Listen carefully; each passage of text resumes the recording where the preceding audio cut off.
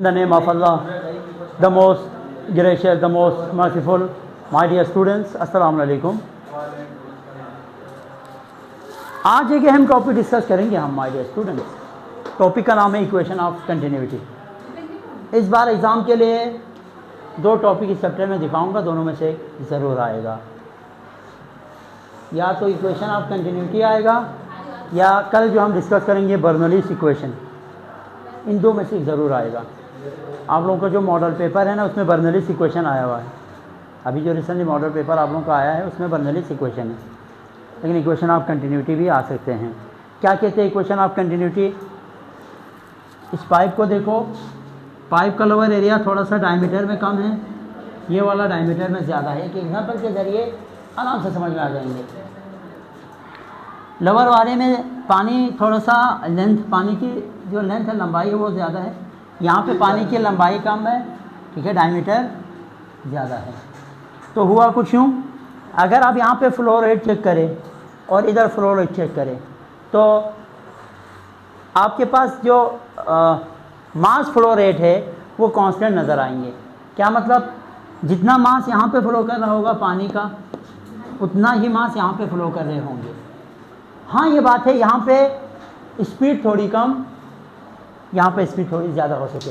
हाँ, जहाँ डायमीटर कम हो वहाँ पानी की स्पीड ज़्यादा, जहाँ डायमीटर ज़्यादा हो वहाँ पे पानी की स्पीड थोड़ा सा कम हो सकता है, लेकिन ओवरऑल पानी का मास कांस्टेंट रहेगा, ठीक है, रेट ऑफ फ्लो कांस्टेंट रहेगा। This is known as equation of continuity. मज़ीद अपडेट करके इसको इस तरह लिखा है, the equation of continuity states that the mass flow rate, mass flow rate से मुराद पर टाइमिंग के हिसाब से कितना पानी का मास फ्लो कर रहा है किसी एरिया से, किसी भी एरिया से, ठीक है। Of a fluid remains constant throughout a pipe or channel, पूरे पाइप के अंदर कांस्टेंट रहेगा। मीनिंग डेट, मतलब ये है the product of cross sectional area, product से मुराद multiply, product of cross sectional area and velocity लिखा होगा आगे, and velocity of fluid is constant. यानी इन दोनों का जो प्रोडक्ट है, एरिया और वेलोसिटी है, वो क्या रहेंगे? यहाँ आप देखो, फर्स्ट कर लें, यहाँ एरिया और वेलोसिटी आपस में आपने मल्टीप्लाई किया, मल्टीप्लाई करने से 10 आ गए। भले इसमें एरिया आपके पास कम है, वेलोसिटी ज़्यादा है, ठीक है। कंसिडर करें यहाँ पे एरिया 5 है, वेलोसिटी 2 है, तो यहाँ देखेंगे तो यहाँ पे एरिया क्या हुआ होगा? कम। यहाँ पे एरिया क्या हुआ होगा? कम। कंसिडर करें आप, एरिया 2 और वेलोसिटी यहाँ पे क्या हुए होंगे? ज़्यादा। तो 10 दोनों साइड पे आएगा, लेकिन ये अलग बात है, एक जगह पे वेलोसिटी ज़्यादा है तो एक जगह पे इसका एरिया ज़्यादा। लेकिन ओवरऑल इन दोनों का प्रोडक्ट क्या रहेंगे? पाइप के किसी भी जगह पर चेक कर लो, इन दोनों का प्रोडक्ट क्या रहेगा? कांस्टेंट रहेगा। This is equation of continuity. The product of area and velocity at each and every side of pipe remains constant. बस यही इक्वेशन, कुछ डेरिवेशन हल्की सी। Mass flow rate is equals to constant according to law of conservation of mass, ठीक है। तो ये हमने बोला। अब दो पॉइंट हमने बनाए, एक पॉइंट ए यहाँ पे, एक पॉइंट बी इधर। तो पॉइंट ए पे अगर आप देखें तो मास फ्लो रेट यानी पर टाइमिंग के हिसाब से कितना फ्लूइड का मास बह रहा है, वो बराबर होता है। आपको पता है कि हमारे पास अगर मैं डेंसिटी को यूँ डिफाइन करूँ, density can be define as mass per unit volume, ठीक है। फिर मैं अगर इस वॉल्यूम को इस साइड पे भेज दूँ तो मास बराबर आएगा रो वी। तो मैंने यहाँ यही लिखा है, मास की जगह पे क्या लिखा है यहाँ पे? मास बराबर है रो वी के, और डेल्टा टी ऐसे लिखा यहाँ पे, मतलब ये इसके बराबर। सिर्फ जस्ट मास की जगह पे मैंने ये पुट कर दिया, ठीक है। और नीचे अगर आप आ जाए तो वही है, ये एज इट इज यही लिखा। इसमें थोड़ा सा मैंने चेंज ये कर दिया कि ये वॉल्यूम है, और वॉल्यूम में एक एरिया और एक लेंथ आता है। और अब ये वॉल्यूम बन जाएगा। वॉल्यूम में एरिया के साथ साथ, एरिया से मुराद यहाँ से लेके यहाँ तक ये एरिया है, सामने ये लेंथ भी मिला, यहाँ से लेके यहाँ तक का लेंथ, ठीक है। ये लेंथ है, देखो ये लेंथ मिलाएंगे, डेल्टा L1 मिलाएंगे तो ये पूरा वॉल्यूम बन जाएगा। वॉल्यूम की जगह पे आप एरिया और लेंथ लिखेंगे, ठीक है। अच्छा, उसके बाद मैंने क्या किया? सिर्फ इन दोनों को अलग किया। देखो ये इन दोनों को अलग कर दिया, बाकी इस से। क्यों अलग किया? क्योंकि ये बराबर होता है वेलोसिटी के। Distance per unit time is known as velocity. अब क्योंकि पॉइंट 1 हमने कंसीडर किया था इस वजह से v1। अब यहाँ पे ये v क्या है हमारे पास, वेलोसिटी है। तो ये हमने पॉइंट 1 के लिए क्या बनाया, मास फ्लो रेट बनाया। क्या बनाया, मास फ्लो रेट। अब हम पॉइंट बी के लिए सिमिलर यही होगा, लेकिन जस्ट m1 की जगह पे आप क्या लिखेंगे, m2, रो 1 की जगह पे रो 2, एरिया 1 की जगह पे एरिया 2, वेलोसिटी की जगह पे v। बाकी पूरा दोबारा से करने की ज़रूरत नहीं है, सिमिलरली करके आप पॉइंट बी के लिए ऐसा बना सकते हैं। अब लॉ ऑफ कंजर्वेशन ऑफ मास के मुताबिक मास फ्लो रेट चाहे यहाँ हो चाहे यहाँ हो सेम रहेगा।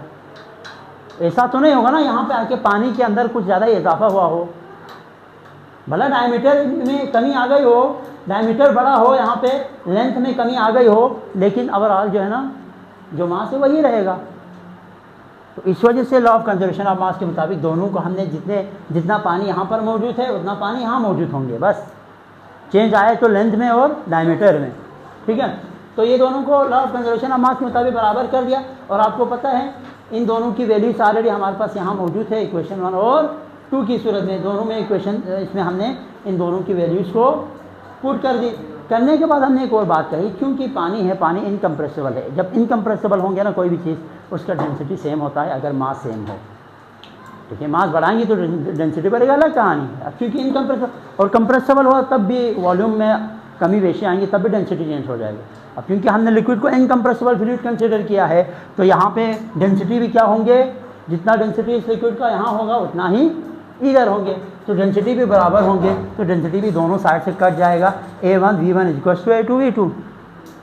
अब ये A1 V1 product of mass and product of area and velocity, यहाँ पर पॉइंट पर और product of area and velocity product दोनों कांस्टेंट है। 10-10 आया है, हमने मफरूज़ा फ़र्ज़ कर लिया था एग्जाम्पल के हिसाब से।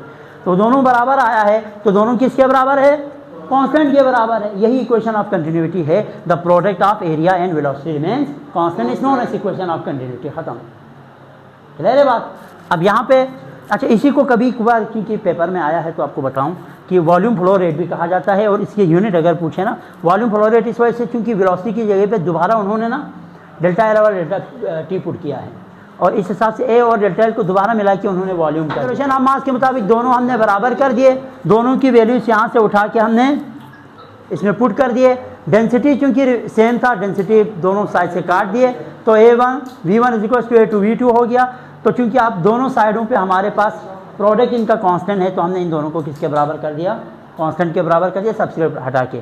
अच्छा, अब इसी को वॉल्यूम फ्लो रेट भी कभी कभार एग्जाम में आते हैं कि वॉल्यूम फ्लो रेट क्यों कहते हैं, क्योंकि वेलोसिटी की जगह पे आप डेल्टा एल और डेल्टा टी पुट करते हैं, क्योंकि वेलोसिटी की डेफिनेशन ही है डिस्टेंस पर यूनिट टाइम। अब एरिया और लेंथ मिल के वॉल्यूम बनाते हैं, ठीक है। अब वॉल्यूम पर यूनिट टाइम कहा जाता है वॉल्यूम फ्लो रेट। यहाँ पे इसको मास फ्लो रेट, इसको वॉल्यूम फ्लो रेट, इसका यूनिट है मीटर क्यूब या क्यूबिक मीटर पर सेकेंड।